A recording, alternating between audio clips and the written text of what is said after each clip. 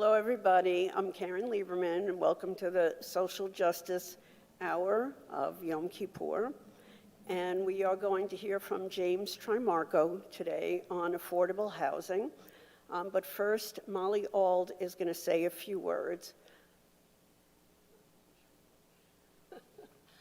My name's Molly Ald. I'm part of the Social Justice Committee here at Temple Beth-El, and some of you might have seen some communication that have gone out to the greater congregation, but we are co-sponsoring a refugee family that is arriving on Friday. We're working with Gulf Coast Jewish Family Services. There's going to be a lot of opportunities to get involved in different things.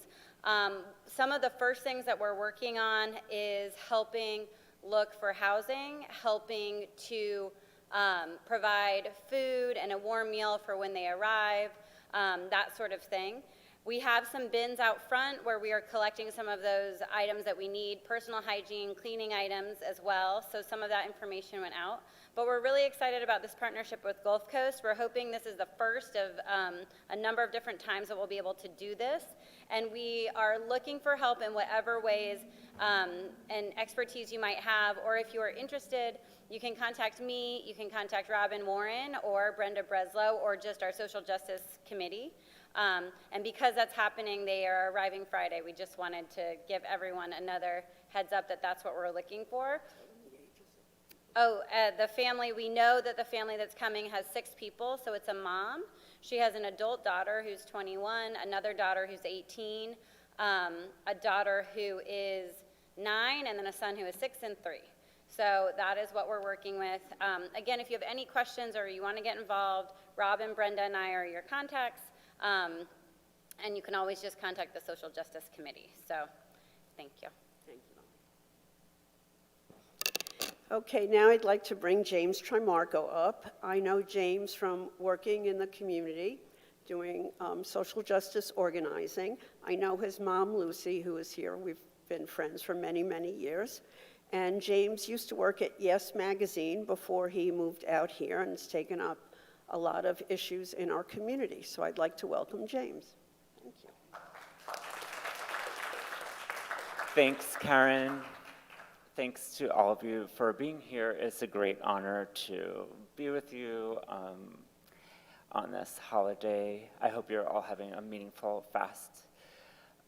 So before I kind of get into it with housing, I just want to kind of contextualize this for you a little bit.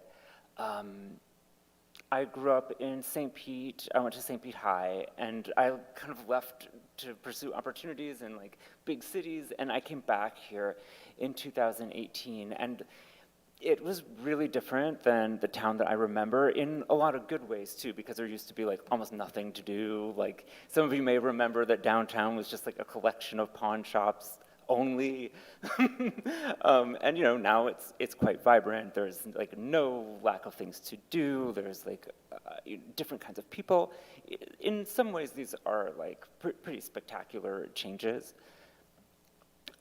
But also, the rent here is about the same as Seattle's rent. It's pretty challenging, and I guess I want to like give you an image to carry like over, because I'm going to dive into some details that are a little bit like may at times seem kind of technical, but there's a moral question that's over all the details, which is, do we as St. Petersburg, as Pinellas County, as you know, the community of people that like care about our neighbors here, do we owe something to folks who have been here for generations, who are making, I'm gonna say they're making about 20 bucks an hour.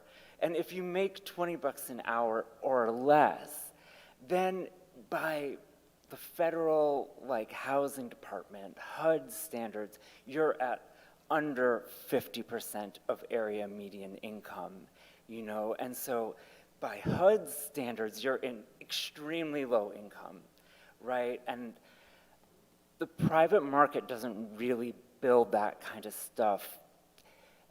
on its own. Like these days, it pretty much needs subsidies to do it. And I mean, that's the question that I want to just kind of like put there at the beginning, because sometimes it seems like, oh, well, maybe we're going to like increase the tax revenue by like replacing the people who live here with wealthier people. And like, I don't know, I've heard urban planners, like when I lived in New York, sometimes, you know, not in public, in private, they would say, oh, well, this is actually good for us to like replace poor people with wealthy people. And, you know,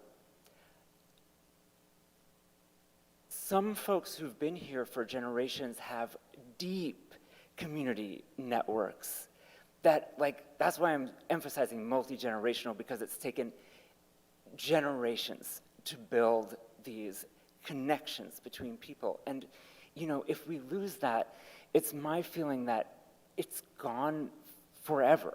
You know, it's not gonna be like put back together again.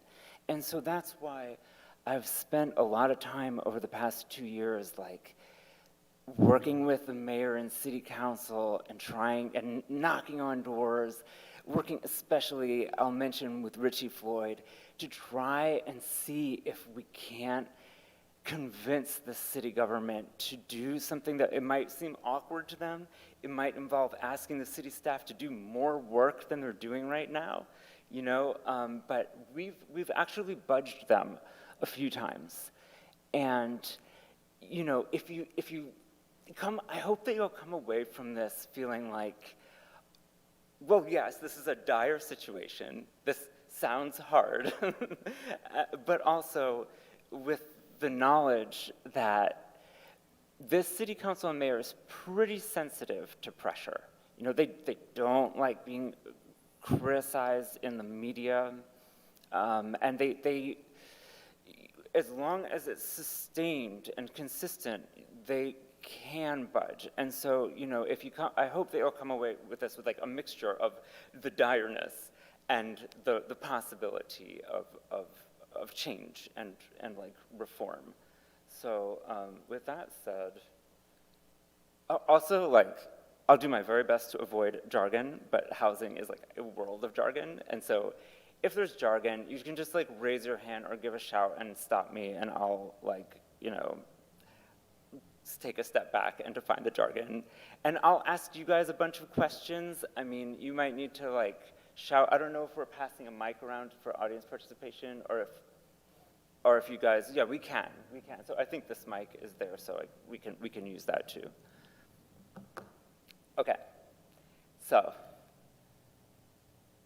let's start with just like taking a look at what's going on in St. Pete. I'm gonna be very St. Pete focused here, but this, you could say the same things about Clearwater. Tampa has a lot of the same issues. It's pretty, you know, they're pretty similar issues, but in a way, St. Pete has even more because of its status as like a resort town and a vacation destination. So, yeah, this is a chart that shows the median. It doesn't show anything.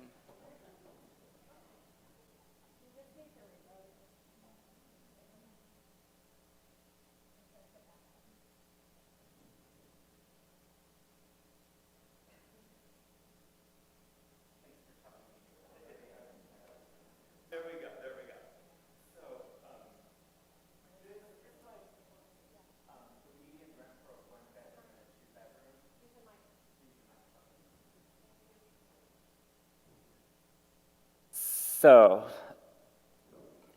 this starts in 2017, like all the way to the left. And then you can see it's kind of like slightly going up over time until we get to around the pandemic. Actually, it's like 2021 that it just goes like, pew!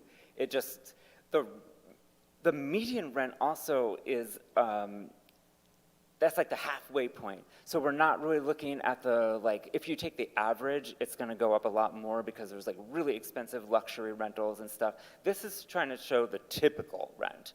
And so you can see that during the kind of second half of the pandemic, like 2021, it skyrockets and then it just stays high. It doesn't really keep blasting up, but it stays high. And so, the way that looks in person is that, if I'm knocking on somebody's door trying to campaign for affordable housing, the person will say, I was paying $900 for this one bedroom, and my rent was increased to $1,500, and then it was increased again to $1,700, and people don't really get a raise like that. Most people didn't get like a 40% raise during this time, and so, a lot of people, the census does a pretty good job of tracking specifically rent burden, like how much of your income you pay in rent, and so it's about a quarter of St. Pete tenant households pay half of their income in rent. So yeah, just to kind of like take a look at the problem, right? Then one of the results of this is that the percentage of people who are quite wealthy, like households making more than $100,000, has changed a lot, doubled, right? Because when we start, I'm just talking about census data here, when we start in 2010, we're about 20% of homeowners having an income of more than $100,000. By the time we get to 2021, it's 40, that's double. And so again, to sort of go back to that, like, those overarching themes I mentioned at the beginning, it's kind of the question of like, wow, the city's changing really quickly. Is this a transformation that we're having a conversation about? Like, do we want to be intentional about transforming our community, or is it just kind of like a thing that happens in the background, right?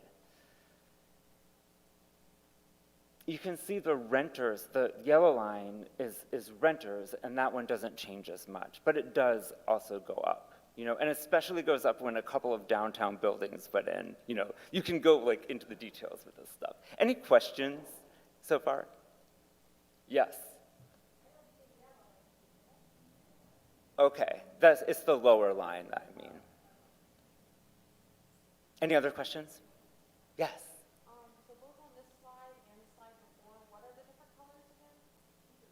So in this one, the blue line is homeowners, and the red line is renters, right? Because they're different. They're like really two different trajectories. A lot of what I'm going to talk about is like the issues facing renters, although homeowners face like a kind of slightly different version of a lot of the same stuff. On this one, the like kind of gray line is a 2-bedroom, and the red line is a 1-bedroom. Yeah. I can, if people are curious for my slides or to see all the data behind this, I can like send them out. And then like I once got Mayor Welch's head to like turn around like this because I was talking about this number, but one of the effects of this, and I've seen this before, like I said at the beginning, I've lived in New York and I was like worked on these issues in Seattle as well, that we saw the exact same thing happen there, right? That the Black population will just go down when this is happening. And this chart is not showing like the percentage of the population that is Black, but the number of people, the number of individuals, just according to the census. And so you can see that it stays steady at about 60,000 right up until 2015, and then it starts going down, and then it starts going down like pretty fast because well, we'll get into some of the reasons why that's happening, but I hope that this slide alarms you. Because it means, especially when you combine it with the last one, because it means that we're just replacing the population like at a pretty fast pace now, and some things that took a long time to build might be getting like swept away. Any questions here? Yes.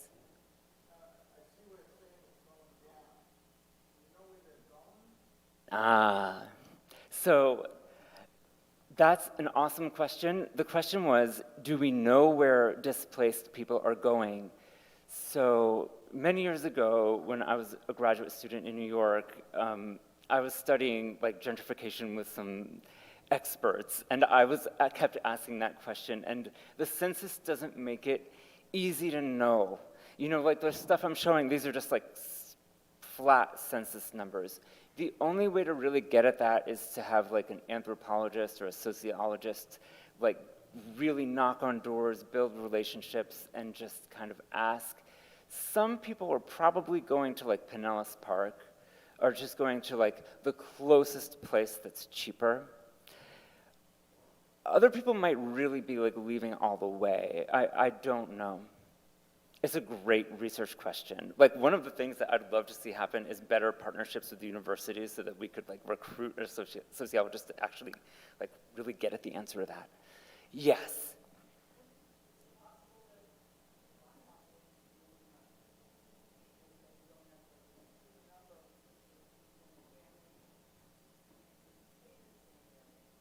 It's possible. It's possible. It's possible that, yeah, so the question was, is it possible that people aren't leaving, but rather like moving in with a cousin or an aunt or something like that in maybe like a sort of informal arrangement? I mean, anecdotally, a public school teacher in St. Pete told me that 50% of her students are in transitional housing, meaning that they're at a motel or something like that. And so yes, the phenomenon you're talking about is definitely widespread here. If the census can't tell that, it's kind of hard to know. At a minimum, these people would be hard to detect because they're in transitional housing, which is also a burden. Yeah, great question. This is like where I'm getting slightly nerdy, even nerdier, but like when we talk a little bit about the solutions in a moment, this concept of area median income is really important because HUD sets a number every year that's the area median income, and then when subsidized housing is developed and funded by like state and federal subsidies, it's pinned to the AMI. It's pinned to the area median income. So it's like this housing is affordable at 80% of AMI, or 50%, or 30%, or sometimes they say 120%. But what I wanted to show here, this is my own research. The blue line shows HUD's AMI number for Tampa Bay, right? Interestingly, that number increased by $10,000 for a family of 4 just from 2021 to 2022. So that means that it's like the bar that you use to say, is this affordable? The same place that we would say, oh, this is affordable at like 60 would be at, now you need to make 70. So, I mean, the like pan is definitely, it's like the frog in the pan where the water is slowly heating up and then heating up pretty quickly. The red line here shows the actual median income in St. Petersburg proper, right? Which HUD uses a kind of complicated formula to make their number. This is just like, what is the median income in town? And it's always $10,000 less.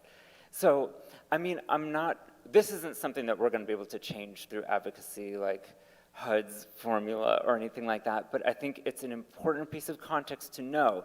When you go to city council and, if you're speaking about affordable housing and you're saying this is affordable to somebody making, this is set at 80% of AMI, it's actually gonna be a little bit more, $10,000 more expensive, like for people who are here. Does that make sense? No.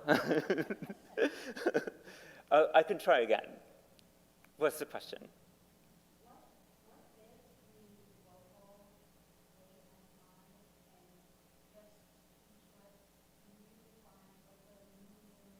Yeah. Okay, so there was an ask that I just define what a median is. So if I have like 100 cars that all have a different value and I want to say what the median is, I'm going to take all the values, put them from the lowest to highest, and take the one in the middle.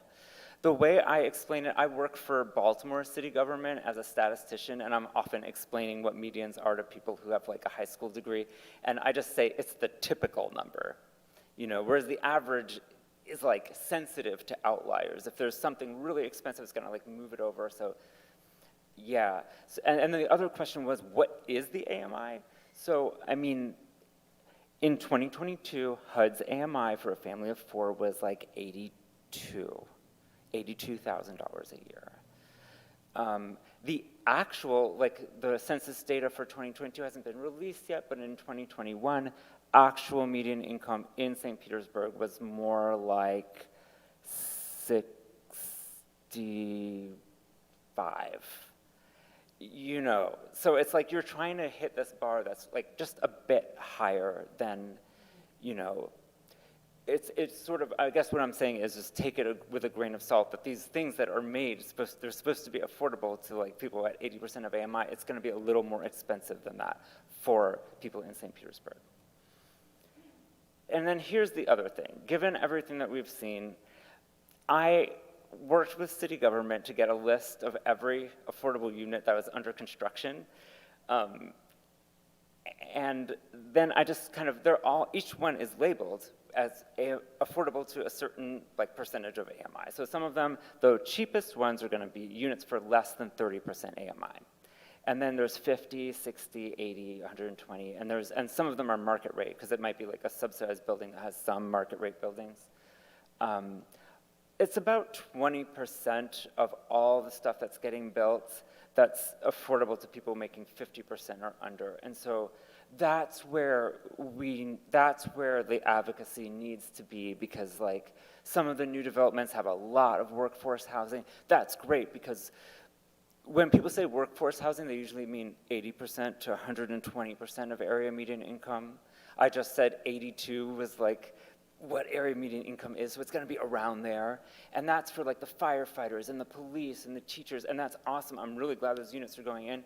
It's just that when I've knocked on doors doing housing advocacy in some of the lower income like public housing developments in St. Pete, and I meet the people who are like retired African American folks who are like living on Social Security, they're looking for those ones that are under 30% AMI. And unless we're building enough, like we're talking about 300 units for those people, but there are 16,000 households that like need that kind of housing. And so that's kind of like where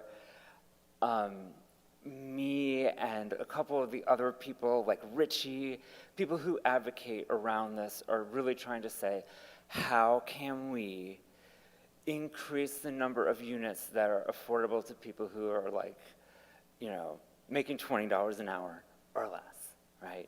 We know there's like 16,000 households like that. Yes.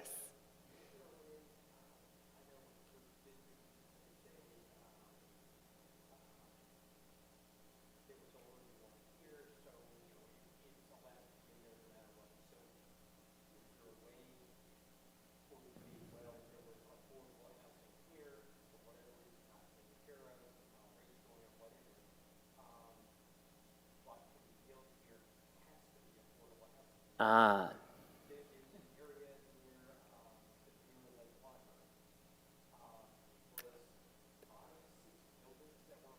I know it.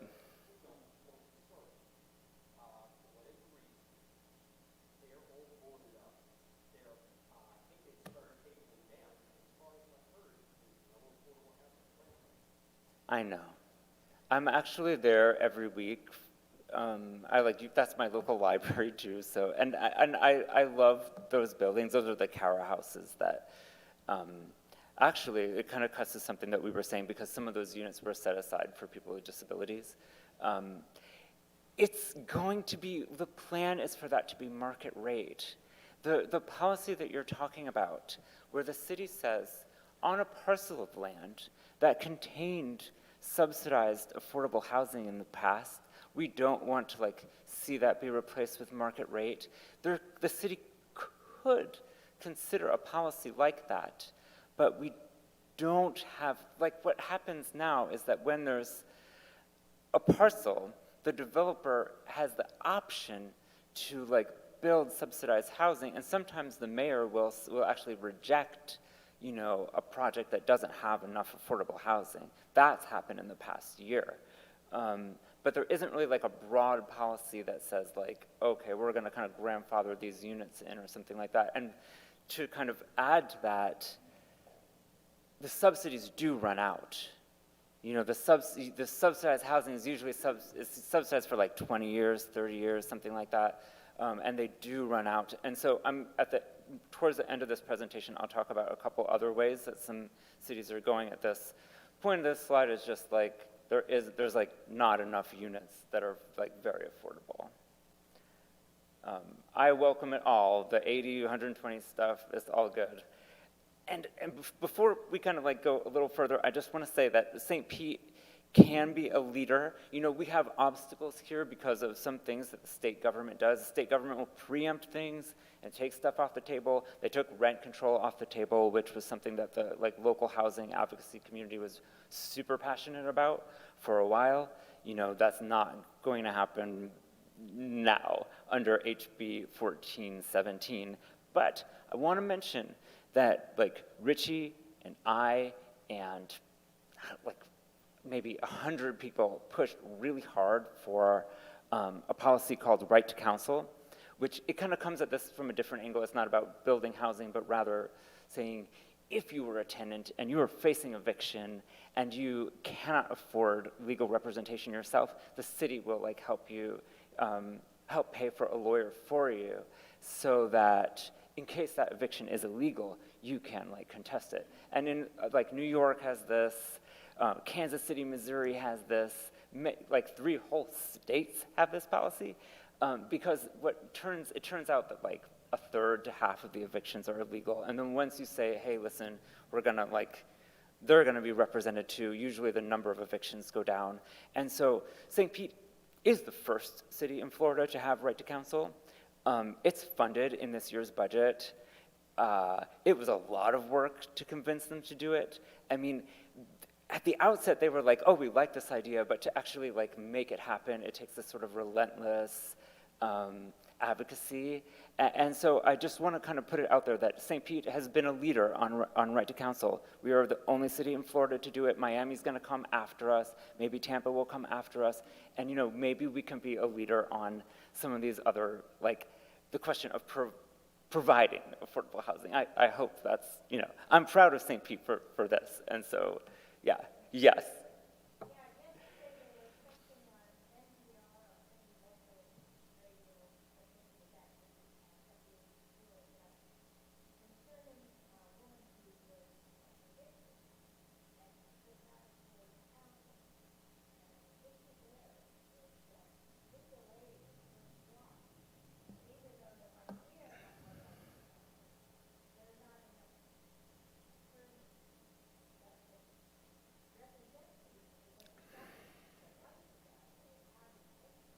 Mm-hmm.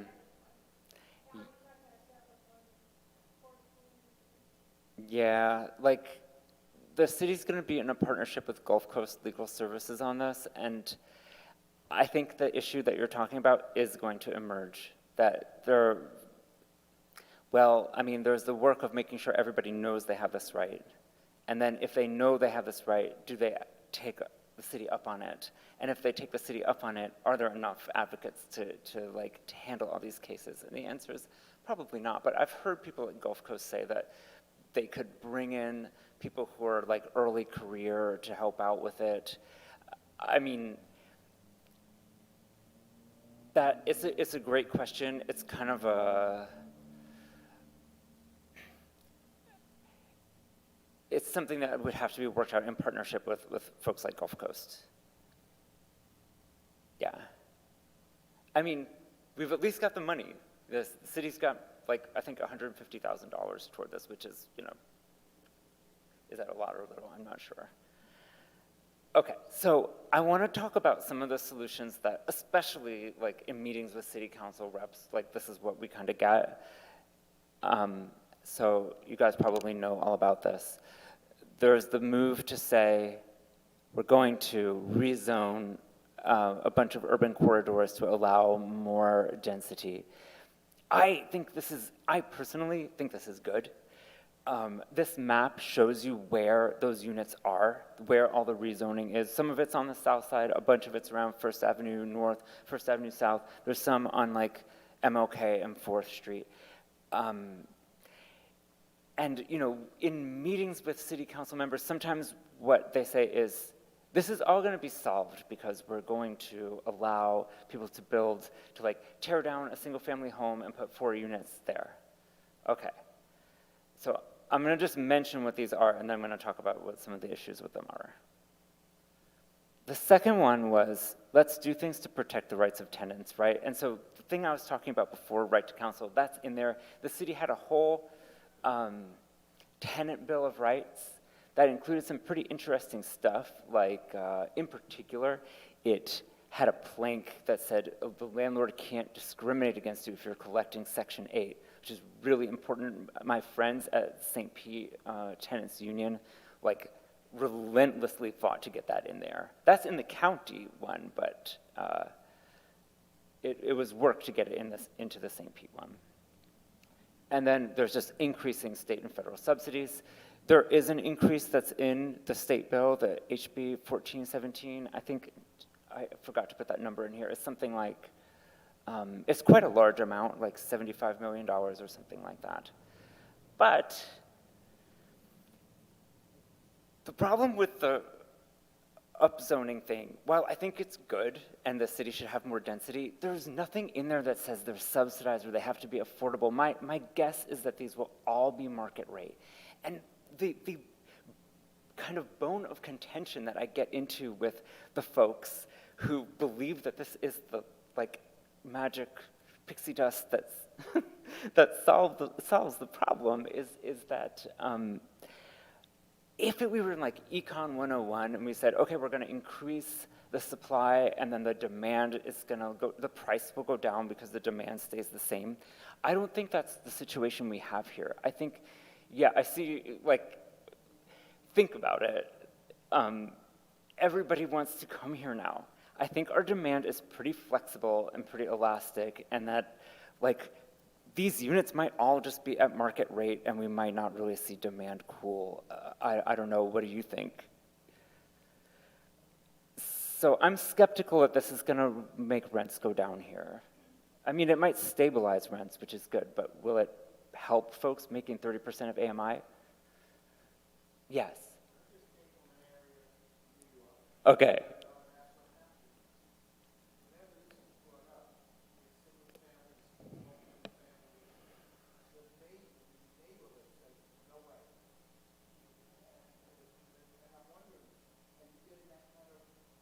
Yes.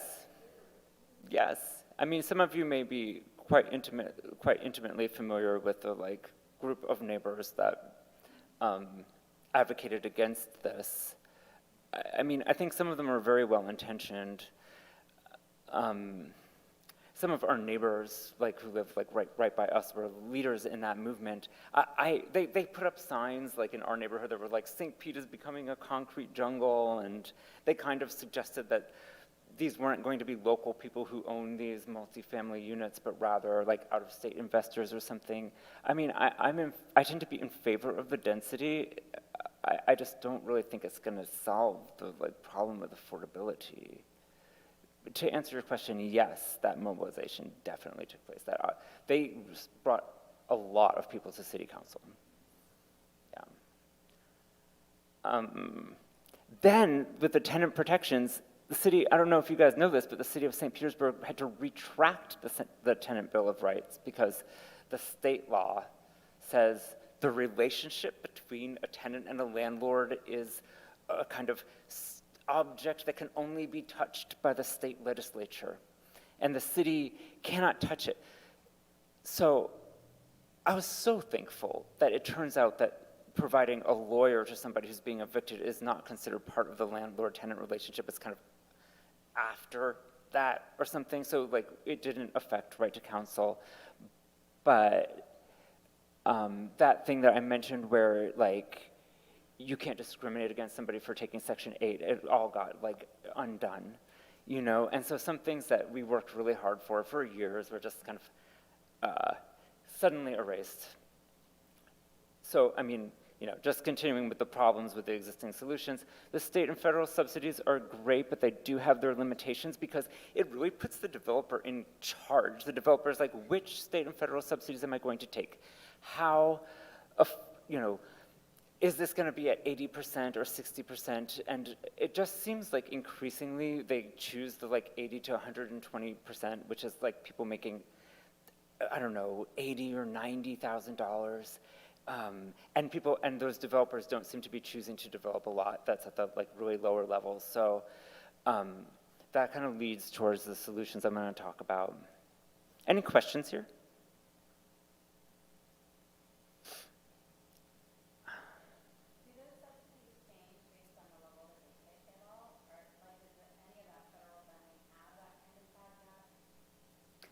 Yeah. It's a bit complicated. You know, there's like a bunch of different buckets of state money. If you're like quite curious about this, I'm happy to show you like where you can get this. Florida is lucky to have the Schimberg Center for Housing Studies. So there's like a kind of think tank within University of Florida that like mines all this data and updates it and makes it easier than just sort of getting it yourself. But they kind of track all the different buckets of money and what the stipulations are on them. And they do have stipulations. It's just that like the developers kind of choose which subsidies they want to take. The city might say, oh, we want 30% of units to be affordable, but increasingly I feel like they kind of come back and say, these are affordable at 80%. So the solution that I want to, oh, yes.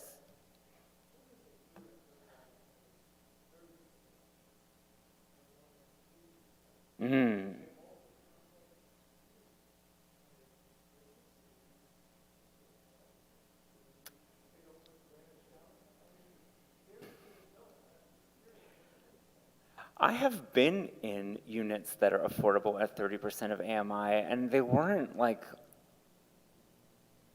different to the eye.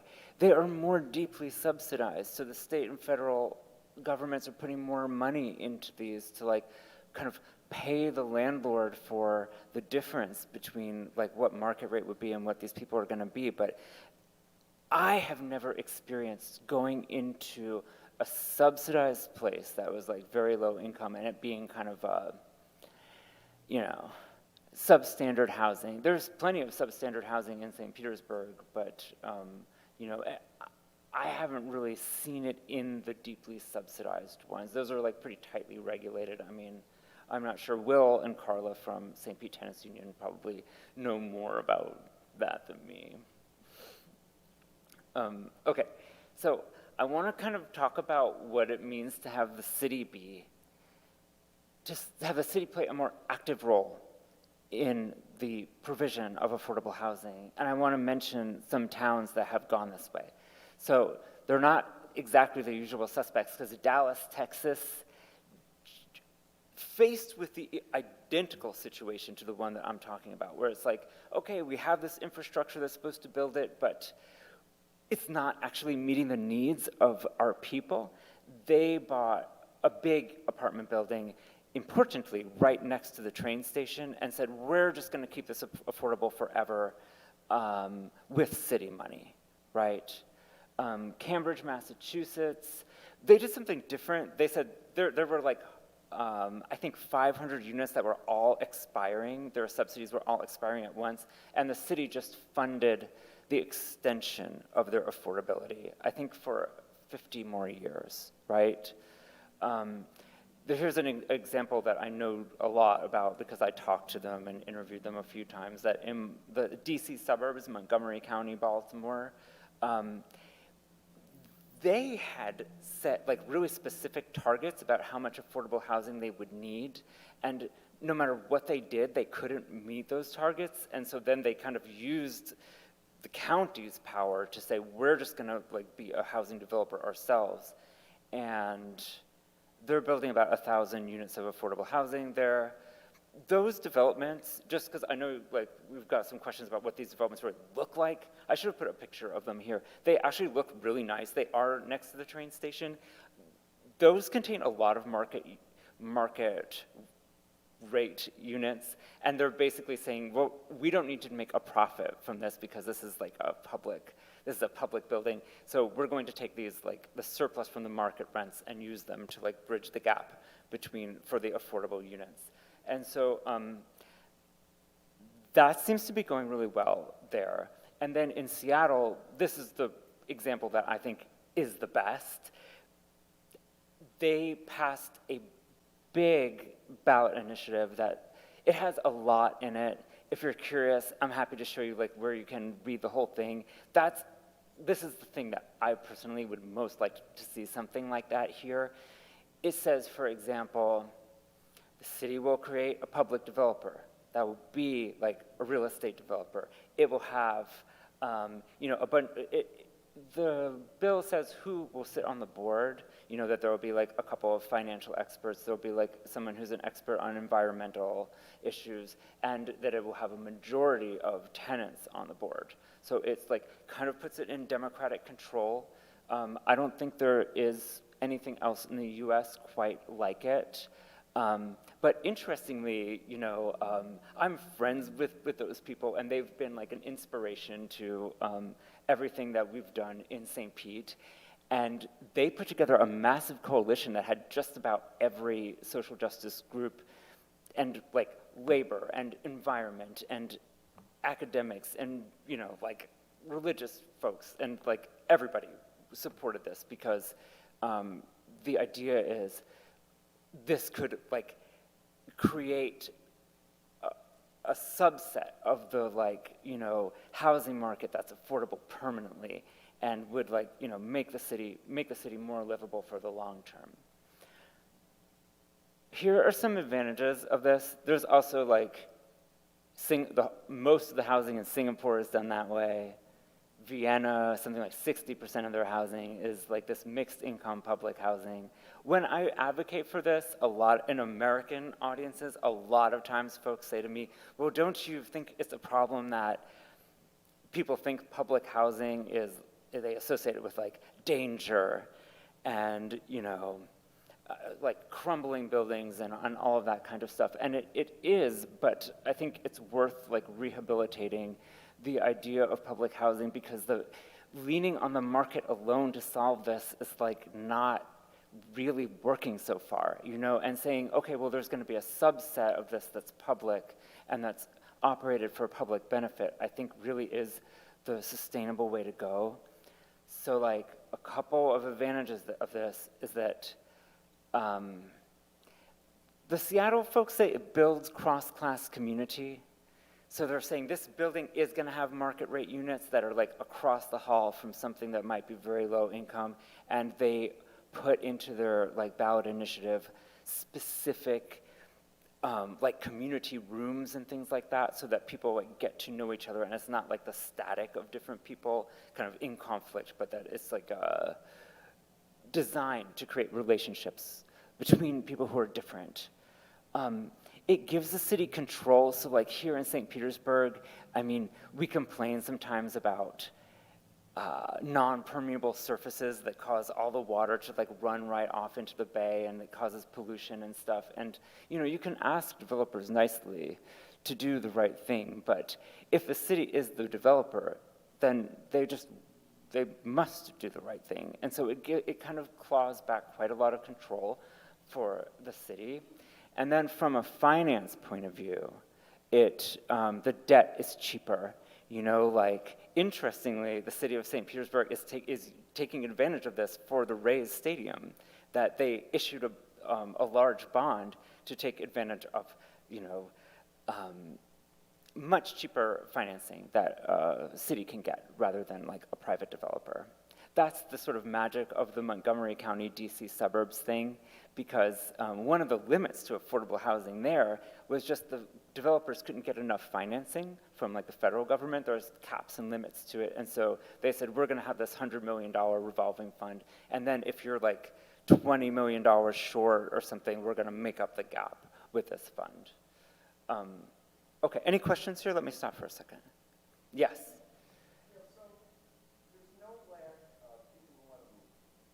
Right.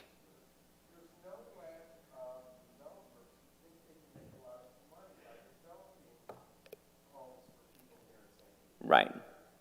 So I don't understand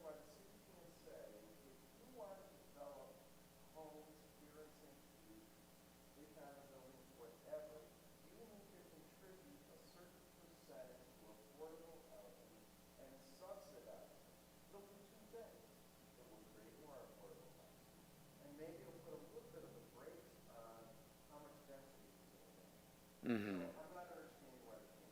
Mm-hmm. Well, I have seen that happen in cases, right? Like the Moffitt Cancer Center case, where Moffitt had proposed a development. It was right downtown. They were going to get a sweetheart deal on it too, because the city was going to sell them this land for a fraction. I think it was going to be like $5 million, but it was appraised at 20. Yeah, something like that. And in the end, the community benefits, um, like they met and talked about it. And, there were some people who said, okay, the healthcare benefits of this like outweigh the lack of affordable housing. And in the end, the mayor vetoed it and said, I really want to see 30% of units affordable in all the new developments. It's just that it happens on a case-by-case basis. It's not really like an across-the-board policy. Like the city could. I don't know if it's exactly preempted. Like anytime you do anything, it's like, is this preempted? And like, you need to talk with city legal. Yes, Karen?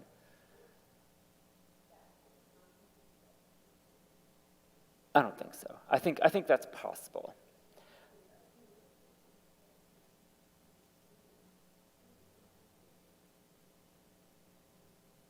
Well, this is a topic. Who is going to own the land on the stadium? I'm more familiar with the proposal that the Heinz Rays team submitted to the city than the brand new stuff that just came out last week. But in the proposal,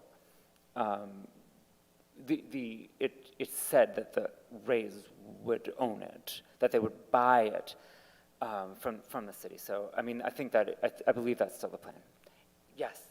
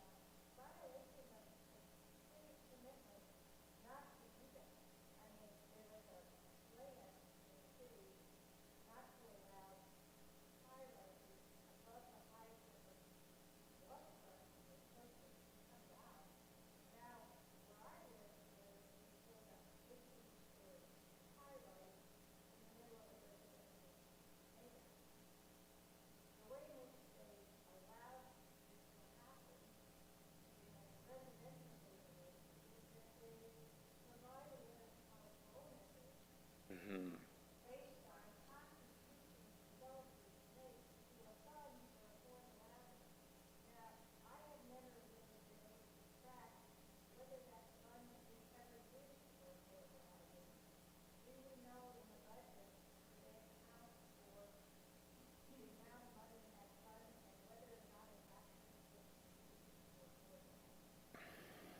Do you know what that fund is called?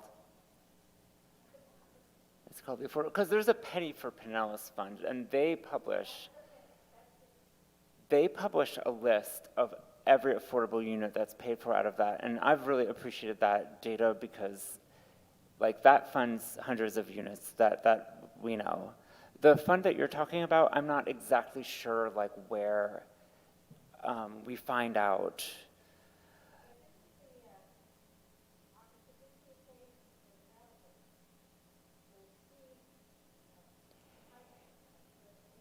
Yeah.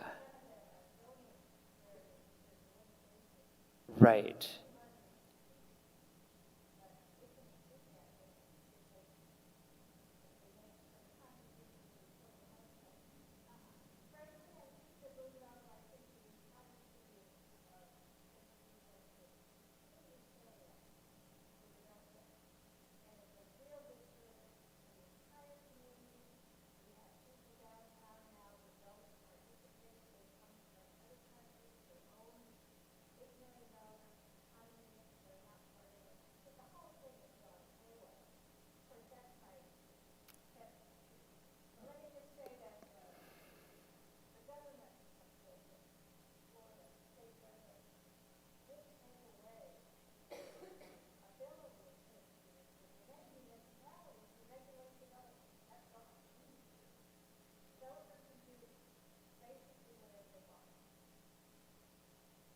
You mean in 1417? Okay, okay. I mean, we lost some things, but I don't know, like when, in my experience, when folks, like for example, you were talking about people who move downtown and have like $8 million condos. So the census does track for every unit, the decennial, the every 10-year census, like tracks for every unit, whether anybody lives there. And so that's pretty helpful information because we know that the city of St. Petersburg has a 20% vacancy rate. So 1 out of 5 units in St. Pete is actually empty almost all year. So it's not exactly the case there's not enough units. It's like, well, so many of these units are empty all year. Oakland, California, for example, like if you own 2 of those, the second and everything else, there's like a tax on it to try to discourage people from warehousing apartments as investments or just sort of accumulating a lot of St. Pete real estate. And well, is that preempted because 1417 says the relationship between a tenant and a landlord is only the state government's purview? We usually take it to the city's legal department and find out, and it often takes like a month to figure it out, but often we've found that there's something that we can do that's not preempted. It's definitely more challenging than in another environment where this preempting issue isn't always there, but I've found that something's often possible. It might not be the whole thing that we need. This thing that I'm talking about, where the city creates a public developer and develops some housing on its own, is definitely not preempted. And I've even found, I don't know how many of you guys were like, really have been involved in this over time, but like with the rent control thing, the like Tampa Bay Apartment Association was like, lobbying very hard against that. They hate that idea. And when I've talked to them about mixed income public housing, saying the city should have a public developer that issues some bonds and buys buildings and like creates units that are like permanently affordable and pays for them with some market rate housing, they've come back and said, we actually like that because we don't really want to mess with low-income housing. We'd prefer to just do luxury housing. So I think from like a political point of view, it doesn't run into some of the like really strong opposition from the landlords that you get with like, for example, rent control. I want to just mention some of the cool things that are in the Seattle plan. I mentioned some of these. It has a plank in there that says that if the city has public land that's up for sale, the public developer does get first dibs, so they can come and take a look at it and say, could this work for social housing? Or do we want to like allow it to go into the sort of private development? And I think it's just really interesting to see like what cities in the US are doing. I think if we were here 15 years ago, the notion of comparing St. Petersburg, Florida to Seattle, Washington would be kind of absurd because they're such a bigger city. They have a much stronger employment sector with like Microsoft and Amazon being headquartered there. But things have changed a little bit and our rents are like very similar to theirs now. And so I think the kinds of solutions that we should turn to are going to increasingly look like the things that you see in places like that. They also did a process where they met with communities and said, there's going to be community rooms in these buildings. What would you like to see there? And what people asked for was a daycare.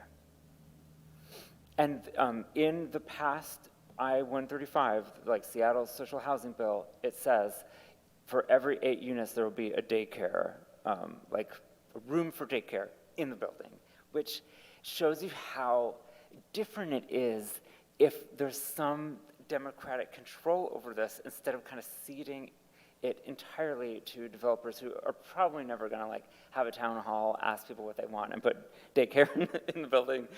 I've never seen that. So I don't know.